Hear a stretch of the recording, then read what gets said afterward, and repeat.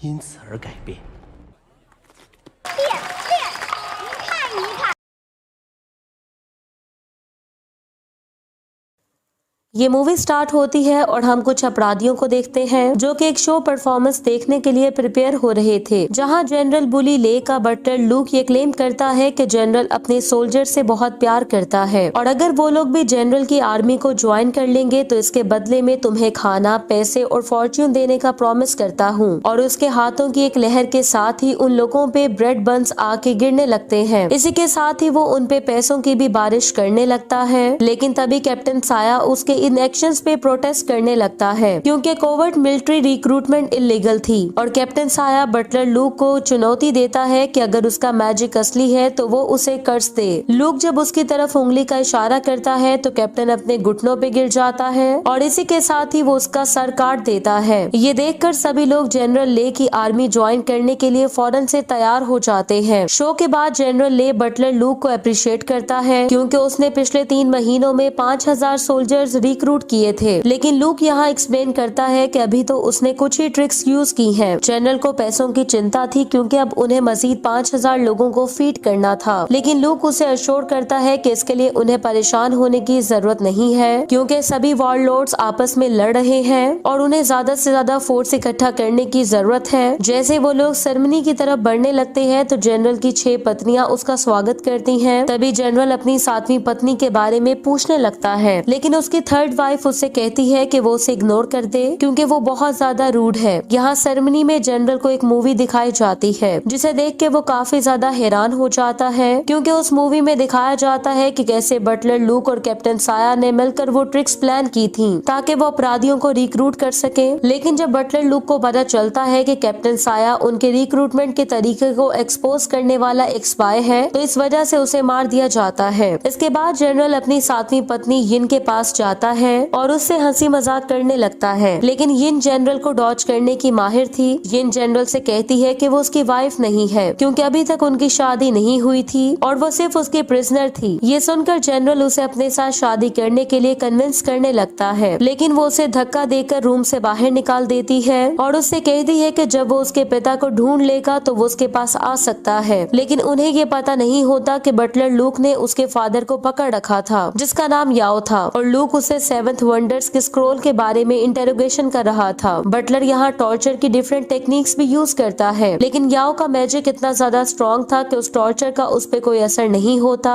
अगले दिन हम देखते हैं कि बहुत से कलाकार क्राउड के सामने अलग अलग परफॉर्म कर रहे थे। यहाँ एक आदमी ऑडियंस को वॉलनट मैजिक ट्रिक ट्राई करने और उसको कॉपी करने का चैलेंज देता है। अगर वो ऐसा कर लेंगे तो उन्हें 50 सिल्वर डॉलर्स मिलेंगे। मास्टर चैन यहाँ क्राउड को ये सब कुछ करके दिखा रहा था और सब लोग इस गायब होने वाले ट्रिक को देख के हैरान हो जाते हैं। तभी क्राउड में मौजूद एक आदमी इस ट्रिक को ट्राई करने के लिए अपने आप को वॉलंटियर करता है और उन बाउल्स में से एक बर्ड को निकाल के सबको हैरान कर देता है। इसी के साथ ही वो मास्टर चैन के कपड़ों से वॉलनट भी निकाल लेता है जो कि दिखने में इम्पॉसिबल दिखाई दे रहा था। इसके बाद वो मिस्टीरियस आदमी अपने आप को चंग यन के तौर पे इंट्रोड्यूस करवाता है। वो यहाँ पैसे लेने से इनकार कर देता है और वहाँ से जाने के लिए एक रिक्शा को बुलाता है, लेकिन मास्टर चैन और कुछ और मास्टर्स उसे अपने एक्ट में पार्टिसिपेट करने के लिए बुलाने लगते हैं, पर वो धुएं के बादल के साथ उस रिक्शे से गायब हो जाता है, जिसके कारण रिक्शा का ड्राइवर डर के वहाँ से भाग जाता है। कुछ देर बाद हमें पता चलता है कि वो रिक्शा ड्राइवर भी चंग की ट्रिक्स में उसका साथ दे रहा था और चंग उसके पीछे पीछे वहाँ से निकल जाता है। नेक्स्ट सीन में हम बटलर लूक और जनरल की 6 पत्नियों को देखते हैं जो कि एक रेस्टोरेंट में मास्टर चैन से मिलते हैं। वो उसे बताते हैं कि जनरल की 7वीं पत्नी उनके साथ नहीं है और उसे अब उसकी ट्रिक्स में कोई दिलचस्पी नहीं है क्योंकि वो ज्यादा खुश नहीं है, जिसके कारण जनरल भी खुश नहीं होगा। तभी बटलर लूक और चैन अलग से बात करते हैं जहाँ चैन उसे बताता है कि 7 वंडर्स फेक हैं, लेकिन लूक अभी भी इंसिस्ट करता है कि वो असली हैं। साथ ही वो उसे पेमेंट के तौर पे जेड रिंग भी देता है ताकि वो अपना मिशन जारी रख सके। दूसरी तरफ हम पेयर ऑफ सिबलिंग्स को देखते हैं जिनके नाम ली फैंग और ली जाओ थे। वो यहाँ अपने वर्कर्स को जाने दे रहे थे क्योंकि उन्हें अपना काम बंद करना था, लेकिन फिर उनके पास चंग आता है और उनके आधे शेयर्स खरीद के उसके साथ मिलने की ऑफर करता है। जल्द ही वो लोग पॉपुलर हो जाते हैं क्योंकि वो ये अनाउंस करते हैं कि चंग उनके शो में परफॉर्म करने वाला है। दूसरी तरफ जनरल ले बहुत से वारलॉर्ड्स के साथ मीटिंग कर रहा था। वो वारलॉर्ड्स पावर और टेरिटरी के लिए एक दूसरे से फाइट कर रहे थे, लेकिन जनरल उन्हें कॉमन एनिमी के खिलाफ इकट्ठा होने के लिए कन्विंस करने लगता है और इसके लिए वो उन्हें बहुत सा पैसा और टैंक्स यानी कि वेपन्स देने की ऑफर करता है। ये सुनकर वो लोग कन्विंस हो जाते हैं और जनरल ले को अपना लीडर मान लेते हैं। जल्द ही उन दो सिबलिंग्स का शो रीओपन हो जाता है जहाँ चंग को परफॉर्म करना था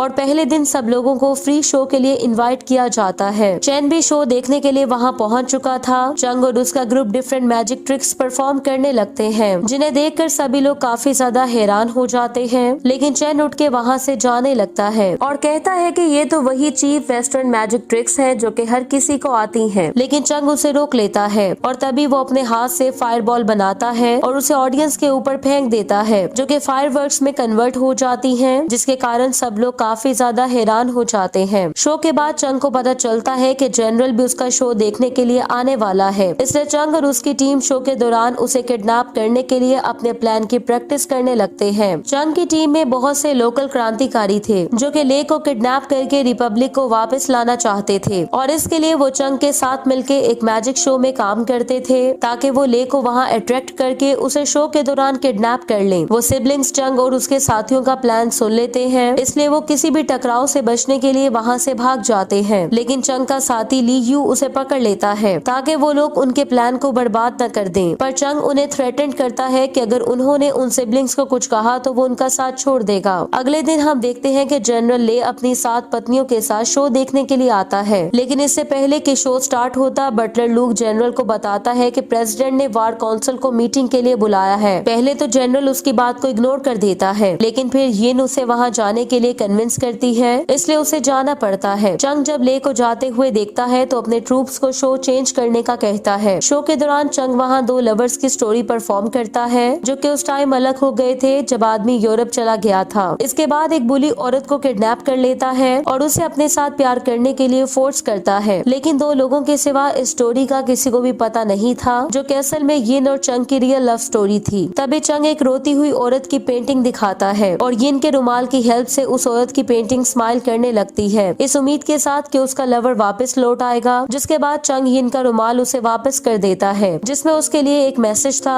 वो यिन को बैक हॉलवे में बुलाता है, लेकिन यिन उसके मैसेज को इग्नोर कर देती है और शो के फौरन बाद वहाँ से चली जाती है। जल्द ही जनरल की डॉगी की बर्थडे पार्टी होती है जो कि लोगों का पैसा वेस्ट करने का एक और तरीका था। चंग भी उस पार्टी में आता है और यिन को डांस के लिए इनवाइट करता है, लेकिन जनरल उन्हें रोक देता है, जिस पर यिन जनरल से कहती है कि उसने इसे पार्टी में परफॉर्म करने के लिए बुलाया है। इसके बाद चंग अपनी ट्रिक्स परफॉर्म करते हुए डॉगी को गिफ्ट्स और ले की पत्नियों को ज्वेलरी देता है जो कि उसने मैजिकली क्रिएट किए थे। इसके बाद वो जनरल ले की गन बोरो करता है और बाकी की बुलेट्स गायब कर देता है, जबकि एक बुलेट गन में डाल के उसे जनरल पे तान देता है और जब वो उसे ऊपर की तरफ करके शूट करता है तो उसमें से फायरवर्क्स निकलने लगते हैं। ये देखकर जनरल उसे प्रॉमिस करता है कि वो एक दिन उसका शो देखने जरूर आएगा और कुछ दिन बाद जनरल एक टैंक पे बैठ के चंग के मैजिकल थिएटर पहुंच जाता है। वो जब टैंक से बाहर आता है तो बहुत से बच्चे उसे घेर लेते हैं जिन्हें वो कैंडीज लेकर देता है और उन्हें मैजिक शो देखने की ऑफर करता है। चंग यहाँ ली यू को अपना प्लान पोस्टपोन करने का कहता है क्योंकि बहुत ज्यादा बच्चों की मौजूदगी में ये बहुत ज्यादा रिस्की हो सकता था, लेकिन ली यू उसकी बात मानने के लिए तैयार नहीं था क्योंकि ये उनके लिए आखिरी मौका हो सकता था। दूसरी तरफ ले एक बहुत ही खूबसूरत डांस परफॉर्मेंस में खोया हुआ था और तभी ली यू का एक साथी एक्सीडेंटली एक बच्चे को ट्रैप कर देता है, लेकिन चंग उसे स्टेज पे परफॉर्म के लिए इनवाइट करता है और वो दोनों एक साथ स्टेज पे चले जाते हैं। परफॉर्मेंस के बाद ले सभी बच्चों को वहाँ से भेज देता है और चंग से कहता है कि वो जानता है कि उसकी ट्रिक्स कैसे काम करती हैं, इसलिए वो चंग को उसे भी कुछ ट्रिक्स सिखाने का कहता है ताकि वो उन ट्रिक्स से अपनी 7वीं पत्नी को इंस्पायर कर सके। चंग उसे एक ट्रिक सिखा देता है जिसके कारण ले काफी ज्यादा इम्प्रेस हो जाता है, जिसके बाद वो यिन के पास जाके उस ट्रिक को परफॉर्म करता है, लेकिन यिन अभी भी खुश नहीं थी क्योंकि उसे पता था कि वो रिंग कहाँ पे थी। उसी रात यिन सबसे छुपा के चंग के मैजिक थिएटर जाती है और चंग से मिलके उसे उसकी रिंग वापस कर देती है। चंग उसे बताता है कि वो इसे हर वक्त अपने पास रखता है, साथ ही वो उससे कहता है कि वो यहाँ सिर्फ उसी के लिए आया है और उसे अपने साथ ले जाना चाहता है, लेकिन यिन अपने पिता को बचाने के लिए उसके साथ जाने से मना कर देती है। अगले दिन ले एक बार फिर से चंग से मिलता है और उससे सलाह मांगता है कि वो यिन को कैसे कन्विंस करे कि वो भी उससे प्यार करने लगे। चंग ले से कहता है कि उसे उसको प्राइवेटली परफॉर्म करने के लिए इनवाइट करना चाहिए ताकि वो उसका दोस्त बनकर ये जान सके कि आखिर वो चाहती क्या है। ले फौरन से इसके लिए मान जाता है और उसी रात उसे अपने घर पे इनवाइट करता है, जहाँ वो दोनों मिलके एक ट्रिक परफॉर्म करते हैं जिसके कारण वो थोड़ा बहुत इम्प्रेस हो जाता है। वो तीनों मिलके एक साथ डिनर करते हैं और इसी दौरान ले और चंग एक दूसरे के अच्छे दोस्त बन जाते हैं। लेकिन यिन और चंग ले के सामने अभी भी ऐसे बिहेव करते हैं जैसे वो एक दूसरे को जानते ही ना हो। नेक्स्ट सीन में जब ले चंग को अपनी प्रिजन की सैर करवा रहा था तो ले को किसी काम की वजह से रिस्ट्रिक्टेड एरिया में जाना पड़ता है, जिसके कारण चंग वहाँ अकेला रह जाता है और इस मौके का फायदा उठाते हुए वो यिन के फादर को ढूंढ लेता है जो कि असल में उसके मास्टर थे। और यहाँ चंग उन्हें बताता है कि अब वो कोल्ड फायर को भी कंट्रोल कर सकता है। याओ उसे बताता है कि लूक ने उसे किडनैप कर लिया था और उस पे काफी ज्यादा टॉर्चर किया है ताकि वो मुझसे 7 वंडर स्क्रोल हासिल कर सके। चंग के पूछने पर याओ ये एक्सप्लेन करता है कि 7 वंडर 7 एलिमेंट्स को कंट्रोल करते हैं जिससे माइंड को भी कंट्रोल किया जा सकता है। याओ उसे ये भी बताता है कि लूक जब छोटा था तो वो उसी का ही स्टूडेंट था और वो अपनी इल्यूजन से लोगों को धोखा देता था, इसलिए याओ ने उसे निकाल दिया था। यिन ने ले को उसकी हेल्प करने का कहा था और इसी कारण वो अभी तक जिंदा है। याओ यहाँ चंग को जनरल ले की वीकनेस जानने का कहता है, साथ ही वो उसे बताता है कि रियल सीक्रेट एक बॉक्स में है। चंग को उसके मैजिक बॉक्स में 7 बॉटल्स मिलती हैं जिनमें मौजूद डिफरेंट सेंट्स वो बाहर निकालता है और उनमें पूरी तरह खो जाता है। इसके बाद वो लूक के बारे में इन्वेस्टिगेशन करना स्टार्ट कर देता है